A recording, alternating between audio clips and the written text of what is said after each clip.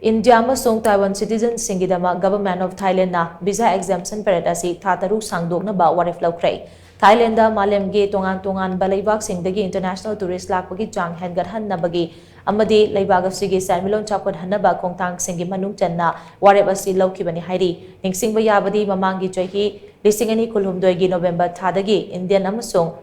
Taiwanese citizens singidama laibag asida lakpada visa exempt tokibani mamang thakdagi Indian amasung Taiwanese tourist singna Thailand da lakpada visa on arrival gi khudong chaba pibaga loinana laibag asida numit 15 laibagi ayaba piduna lakibani nakalamaromda Russian tourist singi oinasu temporary visa exemption gi matam asi chayasigi July 13 fauba sangdokpada natana numit humpuni laibag asida laiba yabagi ayaba piri masigi mathakta China amasung Kazakhstan citizens singi oina permanent visa free entry gi khudong chaba su piri bani Thailand gi Ministry of Tourism and Sports gi report amagi matungina chahi asigi ahanba tha marida Thailand da foreign tourist million tarani thoi rom lakiba aduna mamangi chahi ga yengnabada tourist lakpagi chang asi chada 38 gi changda hengalai Lakliba Malemge tourist singers sige manungda China, Malaysia, Russia, South Korea madi India dagi tourist na tangkhaya mo oiri Thailand gi oina tourism asi khwaidagi maru oiba industry amu oibada natana sector asina chada kun gi changda thabak piri amadi leibaga sige sanmilonda